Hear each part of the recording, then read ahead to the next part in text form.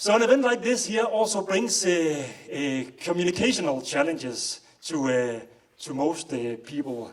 How can I consistently convey my research to an educated but still general audience? This is not easy, but popular science dissemination is getting more and more important, and it's far from trivial. So for that reason, we have today invited a special guest star who will soon deliver a presentation up here. So a very warm welcome to Johan Olsen. So let me just say a few words about Johan. He's well known in particular as a lead singer from Magtens Corridor. Many people know him from that. That's a rock band, a Danish rock orchestra. So he hosted last year, I believe, a TV series in national DR1, I believe, on a great Danish scientist. Also, he's an actor. When I told my children that Johan was coming today, I mentioned that, okay, it's the janitor from last year's julecalender, Christmas calendar, also national TV, kind of a dark, they were a bit skeptical, so dark character. But also, Johan is a scientist. So he has a PhD from Copenhagen University in biology in protein crystallography, I believe. Maybe you'll say more about that, I don't know. But so he is a fellow scientist, fellow researcher, and he's here today to talk to us about good research communication. So please welcome Johan.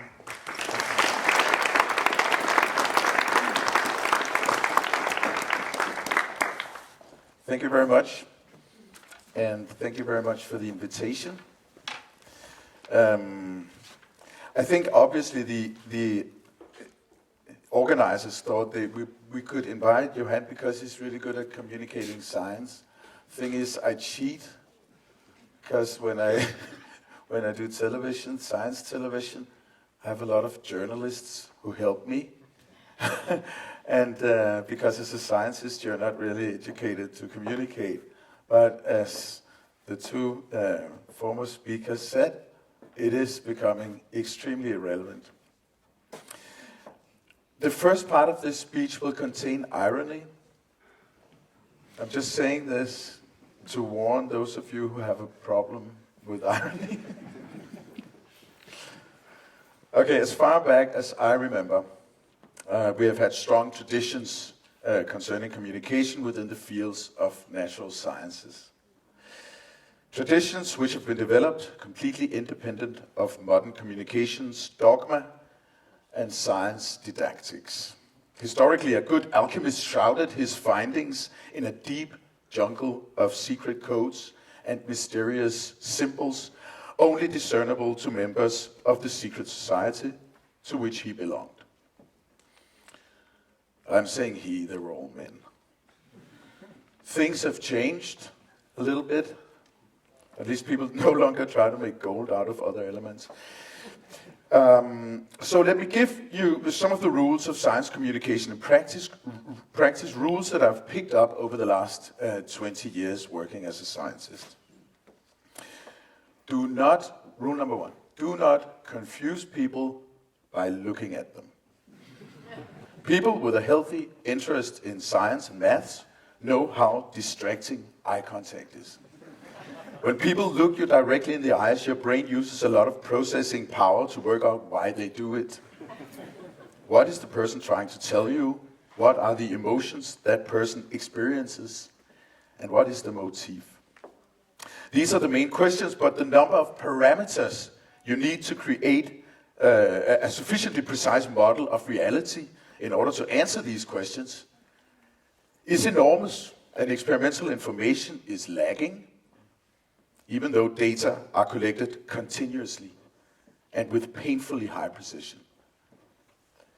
Now, if that person looking at you is communicating verbally to, usually whatever information the sounds may contain is completely and entirely lost, mainly because you have run out of processing power.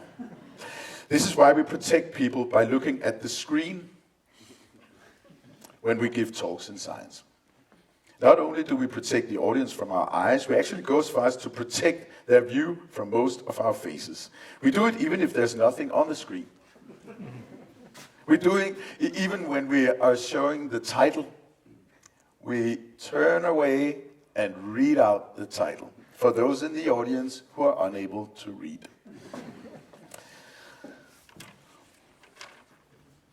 So the second rule is death by information. If you want to make a career inside drug-dealing motorcycle clubs, it is of vital importance to look scary and strong and have tattoos. In science, being strong and scary looking is not necessarily a negative thing, but it doesn't help your career. When I did my PhD, at the chemistry department at the University of Copenhagen, and there were actually a few of those people. But when you approached them and came a little bit closer to them, you saw that they were actually just interested in a special kind of music, and they were not scary at all or mean or anything, but they would look rather disturbing at a distance. There are quite a few of those in crystallography, also in quantum chemistry. When I did my PhD, they were all wearing training pants and death metal t-shirts with zombies on, and they would all have long hair and be extremely interested in math. I miss them a little, actually. Okay, but in science, it's important to appear clever, extraordinarily clever. I mean, that's the thing we do, right? We think. So first thing to do is apply artificial intelligence to yourself via your physical appearance. You definitely want to wear glasses. Next thing is the t-shirt, which either should read a joke only people from your own field understands. Is that number 2? Is it Schrödinger? Yes. I was just about to say, is it Schrödinger's pussy? But that would sound wrong. Is it Schrödinger's cat? It is Schrödinger's cat. I also have a Schrödinger's cat joke t-shirt, so we got something in common, but only have reading glasses. Now, 2, that t-shirt could also refer to something from Hitchhiker's Guide to the Galaxy, or it could contain a MATLAB advertisement. I've seen very few of those, but every time I feel like bowing down in the dust. Okay, the rest of your clothes are of no importance and should look that way. Okay, so what else can make you seem overly intelligent? If you give a talk, make sure to intimidate people with ample amounts of information they cannot use. This will mess with their brains, and they will admire you for being completely impossible to understand. This useless information strategy is fairly easy. Use English words that went out of use when Shakespeare died. Use technical terms known only to the very narrow crowd of people within your specialty. And use acronyms you only briefly explain at the beginning of your talk.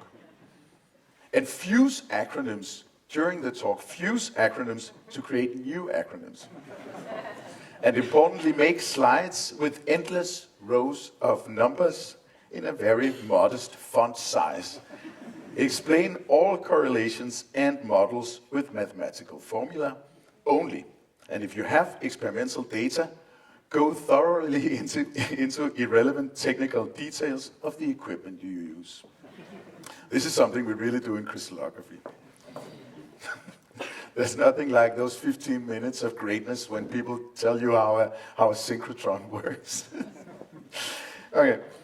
Rule number 3, do not expose people's sound receptors to critical noise levels and do not sing. Security first. It is of the greatest importance not to put people's hearing at risk. Tinnitus is a debilitating condition. Speak very softly. Use just enough output to distinguish your voice from a whisper. And do not make use of dynamics. When asking a rhetorical question, do not increase the average frequency of the tone of your voice towards the end of the question. That may fool part of the audience into thinking that you're singing. A sober scientist singing at a scientific talk will get excommunicated and is sure to spend the rest of her or his life in shame. Besides, using a dynamical voice will make it much too easy for the audience to interpret your sentence as, for example, a question. Run no risk, stay monotone. Okay, rule number 4. This is the last one. Double the information flow. Be a book and an audiobook at the same time. Make sure that almost everything you say is read out loud from your slides. I mean, you are, after all, looking at them anyway. That gives you the opportunity to use the entire screen for closely spaced text, which the audience tries to read at the same time as you read it out loud. They will read it slightly faster than you, and so experience hard to understand information echoing around in their brains, being pushed between hearing and visual and cognitive centers, ending up entangled and useless in a corner, at which point the brain starts entering sleep mode. This gives you an enormous advantage. People who fall asleep at scientific talks are very embarrassed and think they have missed something of the greatest importance, and will always treat you with the deepest respect and humbleness simply because they're so embarrassed to have fallen asleep during your talk. So, what I'm really trying to say here, I guess you have noticed this. I'm talking a lot about giving talks. Of course, many of the basics apply to making a poster, writing an article in a popular science magazine or whatever, but I'm focusing on talks because I think the scientific community that I at least encounter are extremely bad at giving talks. Of course, if you're really interested in what people are saying and you're really into it, it's not such a big problem, but sometimes it can be. But what I'm trying to say here is that you have to face the audience, make them look at you and not irrelevant information on the screen. If you have a slide presentation, I try to avoid that as much as possible. If you have a slide presentation, let it contain as little information as possible. You only show things you cannot explain in a simple way in words. Never include irrelevant information. I feel like such a consultant saying these completely obvious truths. They'll soon be finished for those of you who also find it annoying, right? But the title of this talk is Good Science Communication. I have to say these things. Okay, convey the information you wish to pass on as if it were a story. This is something we often forget, because we're not used to thinking of our work as a narrative, but to people who listen to it, it is a story. And you are the main character. And the main character is trying to get some answers to some questions. And so don't spoil it too early, whether you actually get these answers. It's nice in the audience to sit there thinking, I wonder if it actually succeeds, this thing they're trying to do, whatever. So you reveal, stuff along the way. And this is actually something we should think more about, I think, in science. But it's really difficult to see your own, the work you did at your PhD has got so many emotions in it, and so many things that are completely irrelevant to talk about in front of an audience. Maybe the stuff you did for 2 years at your PhD, right? At least it was for me.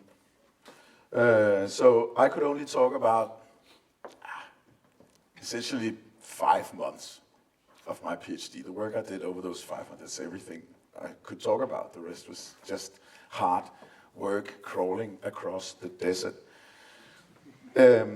Not that it wasn't fun, but it was hard work. So think of it as a film plot. The characters are introduced at the beginning. The story begins with a question, a mystery. It unfolds. There is a point of no return. There's a big showdown and a relief upon the conclusions. And a little bit of feel-good in the acknowledgements. Okay, make it clear to yourself who you're talking to. This is also something we forget as scientists. Are we talking to, at our weekly Monday meetings, we have lab technicians, we have bachelor students, Kenya students, PhD students, professors, and they have very different, background knowledge, because we are a very big group, and some people are working with different things. But you tend to forget to talk to everybody. And you would rather include that little bit of extra information also, because if it's something I actually know something about, but I don't work with it directly, I have forgotten that acronym. You just need a little bit of help. And it's really important that you do that, because it just makes it much more interesting to look at it, and it's much more inspiring for everybody. And then, why don't people use cue cards? A little card with what you're going to say. Nobody can remember all the important things they want to say during a talk. Nobody can remember all that. So that's why we stuff our slides with text and read it out loud, because of course we can't remember. Cue cards is such a good idea. I'm saying to my students every year, remember, use cue cards. They never do. Okay, and if you're really good at communicating science, then it's really important that you wear glasses and t-shirts with science jokes. Otherwise, people may think you're an imposter or a journalist. So you can follow these simple advices at your own risk. It may result in people actually understanding what you're saying, which will increase the chance of them asking relevant and perhaps even critical questions. But that leads us to what the basics of science is all about: information. Information gathered from experiment, information that constitute the fabric of our models, and the information that can be extracted from them. And also the flow of information between scientists, and importantly, information flow from the scientific community to the general public. In this way, we all lift human understanding of the world around us to a higher level, a deeper understanding of the world that made us and sustains us. I'd like to talk just a little bit about science and information. Do we as scientists hold the truth? Then, nope, science is not about truth. If you meet people who claim they are in possession of the truth, I suggest you get away in a hurry. The truth is an illusion, and only dictators and dogmatic priests claim to hold the truth. To quote Obi-Wan Kenobi, only Siths deal in absolutes. I'm forgetting for a moment that this statement is also pretty categorical, but it's a cool statement nevertheless. I think of it every time I see Trump say something, and there's a Sith. Science gives us the best possible model of the world given the information at hand. That's not the truth. That model is not the truth. It can never be truth. You can make any model of me you want. Let's say that someday it's possible for you to know the position of every atom that constitutes me. Let's say that information can be fed to a computer containing all the correct force fields in order to predict the movement and chemistry of every molecule inside me. Then you would have a pretty impressive model of me. But the only truth is me. And as it is, the information you can get from me is very limited. Right now, the only pieces of information you get is a narrow range of electromagnetic radiation, which makes you claim that you can see me, plus some audio waves that really are just frequency and amplitude modulated compression and decompression of the gas that surrounds us, which makes you claim you can hear me. Whatever me is largely obscured. We then invent machines to collect more information than our natural senses can extract. But that information will have to be translated into something our senses and our brain can recognize as relevant information, which imposes pretty hard limits on the size of our scientific sandbox. Okay, what does this have to do with science communication, you may ask? Well, in times where science by some is discredited and cast aside as being just another religion or a matter of belief, we have to inform the public that this is not the case. We have to inform the public that evolution is not a theory. It is a model of the world that fits the experimental observations best. It is, in fact, the simplest model that explains all the information we have of life on Earth, now and in the past. Just as with every other scientific discovery, from quantum chemistry to the aerodynamics of mosquito wings. Don't know if any of you saw this Nature paper recently, aerodynamics of that was a cool paper. Mosquito, they had I don't know, a large number of cameras filming a mosquito flying, and then they had these really fast cameras, and you could see this mosquito. I think it only lifts its wings up and down like very, very little, as opposed to all other flying animals. So now go and see it. It's fantastic. There's a YouTube video too. Okay, and all those scientific discoveries are models of the world, and those models may prove imprecise or even wrong upon the emergence of new experimental information. That is true and by induction almost inevitable. So whatever discovery we make, either at my lab or here by your computers, well, in 50 years, probably people will look at it as being imprecise or maybe even wrong, the different theories you work with, because we collect experimental data all the time. That's the way science works. The model is not the truth. It's the best possible model that fits the data. Okay, but as for now, they constitute the models by which we can navigate logically in the world and from which we can make inventions that allows us to have food, shelter, medicine, education, infrastructure, clothes, gadgets, fun, and importantly, beer.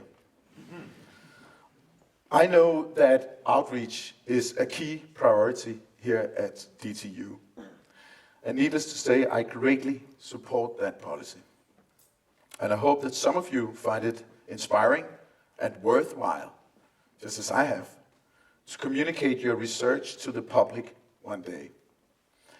I am convinced that that will make the world a better place.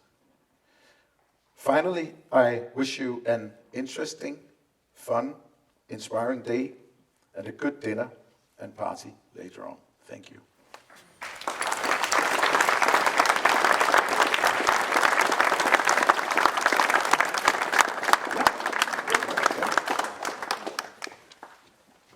So we do have time if there are questions or comments or afterthoughts.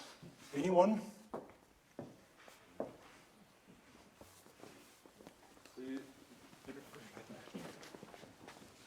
So you said that when you're on TV, you actually cheat with the help of journalists. Yes. But did you not also find it useful to learn from journalists on how to communicate? It's extremely useful. They are really good at working out the priority of the material at hand, because as scientists you dwell into details. And with a lot of people that I interviewed in those now 12 programs, we would be talking off camera at length about details and have a party going because it was really interesting. And they, as we all scientists do, we love talking to people who are actually interested, because we don't experience that so much when we are away from work. So yeah, we did that. But the journalists are really good at finding out what's the story, what are the 3 messages we wish to convey? Because people can't take more information than 3 main messages. That's it. And and also the narrative, the story, the how to unfold a story. They're really, really good at that. And that's what you learn. And some of the practices they have actually hurt you as a scientist, because it's but when you look at it, you can see this is relevant in order to convey the information and to communicate it. So I think it was extremely useful, very, very useful. And I know that I would wish that you could actually go to journalists. I don't know if that's possible at DTU. Go to journalists or professional communicators and get help and inspiration. All right. How did you get into doing this popular communication of science? Why did you all of a sudden stand and talk about great scientists? Because I was in the line in a supermarket, and we're back to the cat, because I was wearing a shirt saying Schrödinger's cat is dead on the front, Schrödinger's cat is not dead on the back. And there was actually 10 people in this line. And it was really quiet, and then one said, the guy at the cash register said, what's this cat? I have to ask you, who's cat? And I thought, okay, I could say, can't explain it, you wouldn't understand it anyway. Or I could say it's my grandmother's, or I could actually tell him what it was. And so I told him what it was, why people were waiting in line. And talking about, particles and wave duality and blah, blah, blah. And everybody were completely quiet. And it is not because at that point I didn't have a public face, so people weren't, oh my God, that's the guy from TED. But everybody were quiet, just standing there listening to it. And then I realized that I went out from the shop, and this woman came over to me and said, now I'm going to think about that cat all day. And she went, I thought, why do we continuously believe that there are things that are so complicated we can't explain it to people? I mean, when I talk to children about relativity and about quantum physics, they don't instinctively say, that's too difficult for me to understand. They think it's really exciting. And so when I had that experience, I started thinking, why don't we communicate what we do? And of course, there's a lot of communication. So I did some radio stuff with a bit of science in it, and then they asked if I would like to make television, and then I said no, because making television is a pain, because you go somewhere, and just as you start the camera, somebody's trying to break up the asphalt, or it starts raining, and you have these endless days of doing nothing, sitting on a cafe waiting for blah, blah. So I really, really don't like it. I've tried it earlier with something else. But when they came up with this idea, we had meetings and discussed how we should do it and things, and then I could see, okay, they sort of used me as a consultant. And then I finally said, okay, this is too cool. I would do that. And we've been very fortunate with the weather. So that's why, yeah. All right, we have a question here. Thank you for a very entertaining and stimulating talk. I think I agree with a lot of it, but there's the narrative part. It's quite true that if we don't communicate our scientific work as if it were a narrative, we fail because it will be interpreted as a narrative, and then it will be exceedingly boring. On the other hand, if we put ourselves in place as the protagonist, I think we also fail. In fact, many students especially do this. They talk about what they did, and it simply doesn't work. So I think the protagonist is something else. Maybe the problem you're trying to solve should be perceived as the protagonist, and I thought you might want to respond to that. I agree. That's true. It's between the lines. So what I mean is, when I'm looking at a scientist giving a talk, I know that he is the main character. It is his work, but he shouldn't present it that way. But I know that from the stage that he is talking about his work. But you're right, it shouldn't be part of the explicit narrative. So I agree. All right, so I don't see any more hands here, so I hope you will stick around just for a little while afterwards, and then people can go and ask questions, comments on the presentation and so on. But I think we should thank Johan again. Thank you for a stimulating talk.